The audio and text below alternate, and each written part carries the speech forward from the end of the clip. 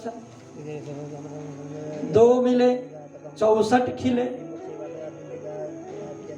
2 जना भक्त र भक्त मिल्यो भने के हुन्छ? 64 खिले। एकजनाका 32 वटा दाँत, अर्काका 32 वटा दाँत हाँस्छन् अरे। हात 4 रहे करजो, यो 2टा हात र उसका 2टा हात गरी 4 वटा हात चाहिँ जोडिन्छन्। हरिजन से हरिजन मिले पुल के 7 करोड़। भगवान का भक्तसँग भगवान का भक्तको भेट भयो भने 7 करोड रौँहरू हर्षित हुन्छन्। हाम्रो शरीरमा 3.5 करोड वटा रौँ हुन्छ। पुराणको माने त 3.5 करोड हो। कोही देखिन्छन्, कोही देखिँदैन।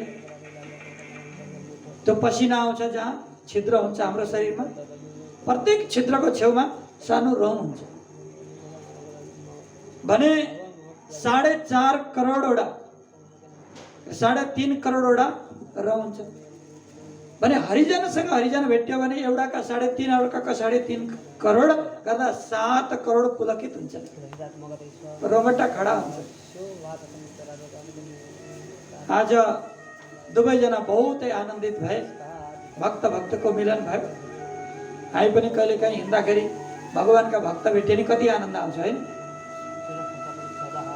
कहीँ बसमा हामी जाँदैछौँ अनि त्यहाँ रामनामी ओढेका मान्छे भेटियो भने आहा पुराण सुनेर आउनुभएको रहेछ कि क्या, अर्कै खालको भाव आउँछ। ए हजुर कहाँबाट हो राते राते भन्दै हो कि अगाडि बढिहाल्नुहुन्छ। भने हरिजनसँग हरिजन भेटियो भने अर्कै मजा आउँछ। यतातिर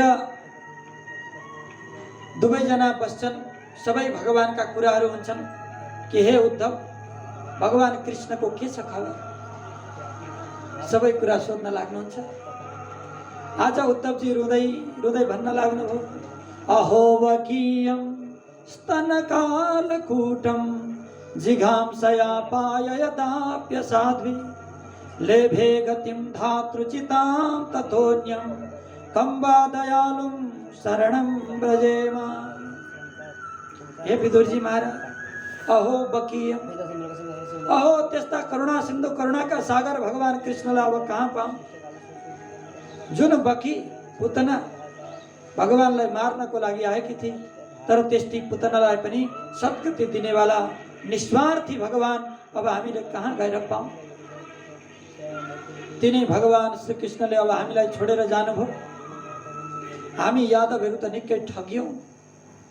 हे विदुर, बरु तपाईहरूले भगवानको उपासना गर्न सक्नुभयो, तर हामी यदुकुलवासी सबै ठगियौँ। किन? हामीलाई लाग्यो कि हाम्रो दाजु हो, हाम्रो भतिजो हो, हाम्रो छोरो हो, हाम्रो नाति हो भनेर यदुकुलवासीहरू त्यसैमा मक्क परे, भगवान भन्ने चिन्दै चिनेन। तर हजुरहरूले त भगवान भन्ने चिन्नुभयो र उहाँको उपासना गरी परम पदलाई प्राप्ति गर्नुभयो। तर आज जब यो धरतीलाई छोडेर जानुभयो अनि मात्रै हाम्रा कन्हैयाको महत्त्व हामीलाई थाहा भयो। नजिकको देउता हेला भन्छन्, नजिकको तीर्थ हेला। अब उता विराटनगर उता बिहारदेखि आउँछन् मान्छे कन्काईमा नुहाउनलाई, अनि कन्काईको छेउमा बस्ने चाहिँ नुहाउन जान्छन् हरिद्वार। बोल्नु राधे राधे हो नि। कन्काईको छेउमा बस्नेले नुहाएकै हुँदैन, कन्काईमा हरिद्वार पुग्छ। वृन्दावनमा बस्ने त्यस्तै। हामी त 10 वर्ष बसेर हेऱ्यौँ। अब त्यहीँ बाँके बिहारीको मन्दिर त्यहाँ पुग्दैन, अनि जमुनाजीमा नुहाएको हुँदैन, पुग्छ वहाँ बनारसमा। बनारसमा बिन्दु गोपालसँग दर्शन गर्न पुग्छ। तीर्थयात्रा चाहिँ बनारस वृन्दावनका लागि। अब यहाँ बस्नेलाई अर्को तीर्थ हुन्छ, चतरा बस्नेलाई तीर्थ अर्कै हुन्छ, उता महाकाली हुन्छ। त्यसैले महाकालिकालाई तीर्थ फेरि यता बरा क्षेत्र हुन्छ। भनेदेखि नजिकको तीर्थ हेला। भगवान यदुकुलसँगै हुनुहुन्थ्यो, यदुकुलवासीसँग हुनुहुन्थ्यो, तर उनीहरूले चिन्न सकेनन् परमात्मालाई। र जब आफूसँग हुँदैन नि त्यो चिजको महत्त्व बहुत थाहा हुन्छ, बढी याद आउँछ। आज त्यही कुरा भन्दै हुनुहुन्छ, हे विदुर भगवान जाने बेलामा तपाईलाई सम्झिँदै हुनुहुन्थ्यो, तर तपाईँका उत्तर मैत्रेय मुनिले दिनुहुन्छ भन्ने सुन्ने बित्तिकै विदुर मैत्रेयसँग पुग्नुहुन्छ अनि मैत्रेय मुनिले दिव्य स्वागत गर्नुभयो हरिद्वारमा।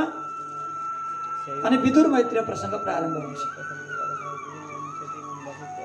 आज मैत्रेय मुनिको चरणमा विदुरजी महाराजले निवेदन गर्नुभयो कि प्रभु म एउटा कुरा सोध्न चाहन्छु। के कुरा? सुखाय कर्माणि करोति लोको न तै सुखं वा न दुःपारमं वा विन्देत भूयात् तत एव दुःखं यदत्र युक्तं भगवन् वदेन्न। मान्छे सुखको लागि कर्म गर्छ तर त्यसले सुख चाहिँ पाउँदैन, फेरि दुःख पाउँछ, फेरि दुःख पाउँछ। आखिर कारण के हो? कारण साफ छ, स्पष्ट छ कि मान्छेले सुखतिर जाँदैन, दुःखतिर जान्छ। सुख कहाँ छ? जो सुख मिल्दछ हरि भजनमा तो सुख त्रिभुवनमा छ कहाँ? भगवानको चरणमा सुख छ, भगवानको कीर्तनमा सुख छ, भगवानको सुमिरणमा सुख छ। तर भगवानको चरणबाट जो विमुख छ त्यसलाई सुख संसारमा कहीँ पनि छैन,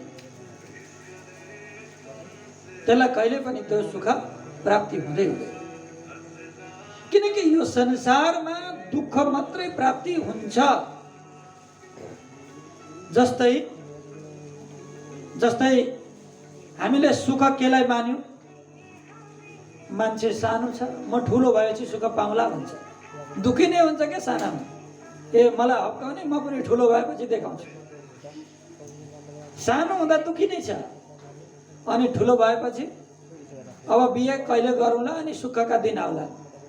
हो, बिहे गरेपछि कहिले छोराछोरी होला नि सुखका दिन आउला, अनि छोराछोरी भएपछि कहिले हुर्केला नि अनि सुखका दिन आउला। हुर्केपछि कहिले जोडी बाँधिउला अनि सुखका दिन आउला। जोडी बाँधेपछि जय होस् हो, राम्रै भयो भने पनि फेरि अर्को दुःख आउँछ। कहिले नाति नातिनाका मुख हेर्न पाउला अनि सुख आउला। अब नाति नातिनाको अर्को प्रब्लम छ, टाउको बनाउँदै हुनुहुन्छ, कहिले वर्तमान गरौँला सुखका दिन। अब वर्तमान पनि गरियो, एउटा नातिने बुहारी भित्र्याउन पाए ढुक्क। अनि सुख खोज्दै जान्छौँ, सुख टाढा भाग्दै जान्छ, सुख खोज्दै जान्छौँ, फेरि टाढा जाँदै जान्छ। किनकि यो संसारमा सुख छँदै छैन। त्यसैले सुख चाहिँ भगवानको चरणमा छ, त्यहाँबाट हामी धेरै टाढा भागिसक्यौँ। अहिले पक्रिनुहोस् भगवानको चरण, अहिले सुखको दिन आउँछ। एकजना भक्त हुनुहुन्थ्यो ताप्लेजुङमा, कहाँ दुःखको घुमेरीमा बाप्रे बाप्रे यत्रो जीवन मैले बर्बाद गरेछु गुरुजी। जब म यो भगवानको भक्तिमा लागे मैले त अर्को जन्म पाए जस्तो भयो। यति सुख यति आनन्दको जीवन पनि हुँदो रहेछ, मैले कल्पनै गरेको थिइनँ। वास्तवमा जो भगवानको भक्त बनेर जीवन बिताउँछ नि त्यसको सुखको कसैले कल्पना गर्न सक्दैन।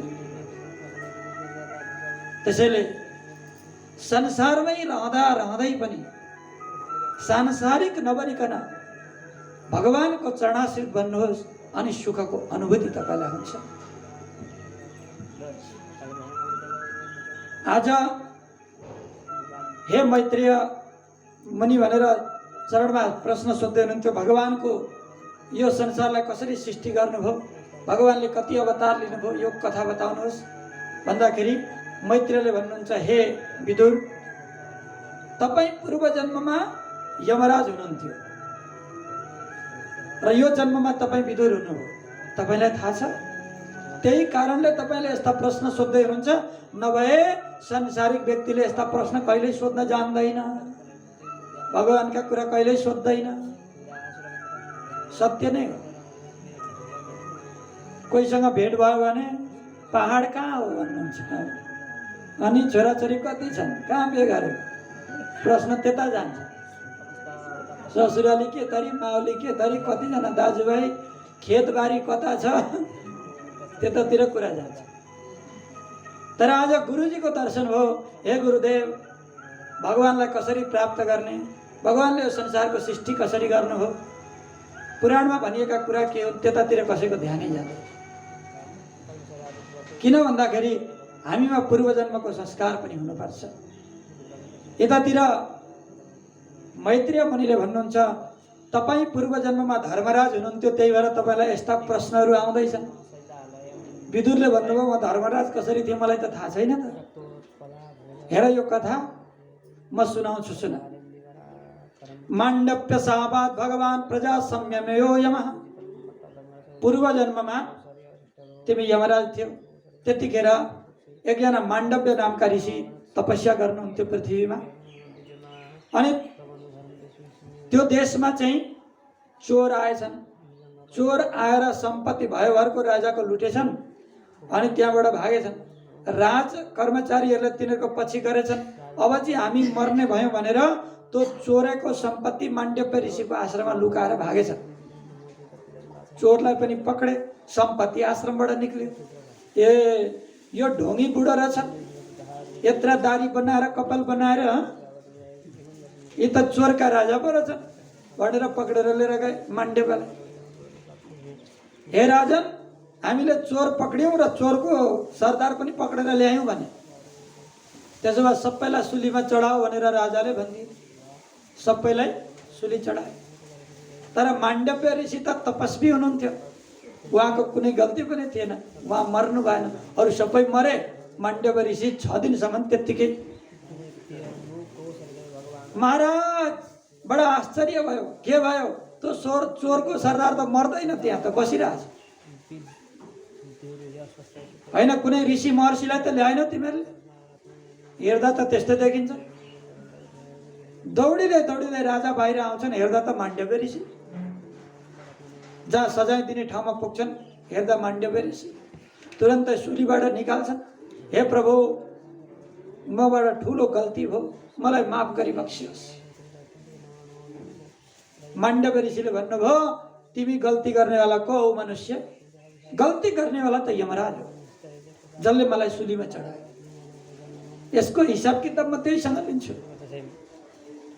तुरन्तै संयमी नामको पुरीमा पुग्नुहुन्छ अनि सोध्न लाग्नुभयो, यमराज मेरो खाता निकाल। यमराजले खाता निकाले। मेरो मेरो के पाप थियो र तिमीले सुलीमा चढायो? चित्रगुप्तले खाता हेर्दै जाँदा सानामा तपाईँले एउटा त्यो के अरे त्यो जुकालाई सिन्काले उन्नु भएको रहेछ। साना जुकालाई सिन्काले उन्नु भएको रहेछ। त्यही पापको कारण तपाईँलाई सुलीमा चढाइयो। अब त आँखा राता न राता भए, आँखा भुइँ फरफर फरफर गर्न थाल्यो, कन्सिरी तातेर आयो ऋषिको। हे दुष्ट, पृथ्वी तलमा गएका छौ, पापबाट बच्न कति गाह्रो छ। त्यो सानो बालकलाई के थाहा पाप भनेको के हो, धर्म भनेको के हो? अनि त्यति सानो बालकमा गरेको पापको सजाय मलाई ठुलो भएपछि दिने? तिमीलाई म श्राप दिन्छु भनेर अम्लो मात्र के उठाउनु भएको थियो। तुरन्तै यमराज चरणमा पर्छन्, प्रभु श्राप नदिनुहोस्। अन्त म दिन्छु श्राप, तर मलाई दासी नबनाउनुहोस्, मलाई दास नबनाउनुहोस्, मलाई राजा नबनाउनुहोस्, मलाई स्वपच जातिमा जन्म नदिनुहोस्। अब ऋषि रिसाउनु भएको थियो, जहाँ त राजा नै बन, दासी पुत्र नै बन, स्वपच नै बन, 3 रूपमा प्रकट हो जा पृथ्वीमा। अब त यमराज 3 रूपमा गए। एउटा धर्मराज युधिष्ठिर भए राजा। अब धर्म जोगाउन कति गाह्रो छ राजालाई, युधिष्ठिरको कथाबाट जान्नुहुन्छ। दासी पुत्र भए विदुर। अब दासी पुत्र हुँदाखेरि धर्म जोगाउन त्यहाँ पनि बहुत गाह्रो छ। अर्को स्वपच नामका वाल्मीकि भए शूद्र कुलमा, भने त्यहाँ पनि धर्म जोगाउन बहुत गाह्रो छ। त्यसको कथा आनन्द रामायणमा आउँछ। भने 3 रूपमा यमराज आउनुभयो। राजा 1 रूप विदुर हुनुहुन्छ भन्ने कुरा यहाँ बताउनुभयो। त्यसैले अगाडि गएर यिनै यमराज रूपी विदुरजी महाराजले धेरै प्रश्न गर्नुहुन्छ र भगवानका अनुयायी श्री मैत्रेय मुनिले जवाब दिँदै जानुभयो। सबैभन्दा पहिले यो कथा पातालमा शेषनागले सुनाउनु भयो सनक ऋषिहरूलाई, त्यहाँबाट मैत्रेय मुनिले सुन्नुभयो अनि त्यही कथा म तिमीलाई बताउँदैछु भनेर विदुरलाई भन्नुहुन्छ। आज यो पातालीय परम्पराको कथा अनुसार यो संसारको सृष्टिको वर्णन बताउनुहुन्छ। सबैभन्दा पहिले भगवान मात्रै हुनुहुन्थ्यो, केही पनि थिएन। भगवानले मनमा संकल्प गर्नुभयो एकोहम बहुश्याम, म एउटै छु, धेरै हुन चाहन्छु। जल उत्पत्ति भयो, त्यही जलमा शयन गर्नुभयो। जललाई संस्कृतमा नार भनिन्छ। नारमा शयन गर्ने भएको हुनाले नार एव अयनोर यस्य, जलमा नै सुत्नुहुन्छ जो उहाँलाई नारायण भनिन्छ। जलमा सुत्नेलाई नारायण, यसरी नारायणको रूपमा परिणत हुनुभयो। तत्पश्चात नाभि कमलबाट ब्रह्मा र ब्रह्माले म कहाँबाट निक्लेको थाहा पाउनु भएन, तप गर्नुभयो र अन्ततोगत भगवानले वरदान दिनुभयो र ब्रह्माले सृष्टि प्रारम्भ गर्नुभयो। 3 प्रकारको सृष्टि ब्रह्माले रच्नुभयो। एउटा वैकारिक सृष्टि अथवा सत्व रजत तम, 3 प्रकार। सात्विक अहंकार, राजस अहंकार र तामस अहंकारबाट सृष्टि बढाउनुभयो। सात्विक अहंकारबाट देवता सृजना गर्नुभयो। इन्द्रियहरू सृष्टि गर्नुभयो। अन्तःकरण चतुष्टय र देवताको सृजना सात्विक अहंकारबाट गर्नुभयो अनि राजस अहंकारबाट इन्द्रियको सृष्टि गर्नुभयो। तामस अहंकारबाट पञ्चमहाभूतको सृजना गर्नुभयो र यो सबै जोडियो, जोडेपछि एउटा मानव बन्यो र यसरी सृष्टि हुँदै गयो र अनेक प्रकारको सृष्टि ब्रह्माले गर्नुभयो भनिन्छ। ब्रह्माद्वारा 10 प्रकारको सृष्टि भयो, जहाँ जलचर, थलचर, नवचर, उभयचर यी सबै प्राणीहरूको सृजना भयो र यस्तै प्रकारले भगवानको ब्रह्माको 9वां सृष्टि मानव रूपीमा परिणत भयो र त्यसैमा अनेक प्रकारको सृष्टि गर्दै ब्रह्माले 11 चोटि शरीर त्याग गर्नुभयो र 11 चोटि शरीर त्याग गरेर पुनः त्यो बुढो ब्रह्माको शरीर धारण गर्नुभयो भन्ने कथा यहाँ बताउनुहुन्छ। युग आदिको सृष्टि सबै ब्रह्माले गर्नुभयो।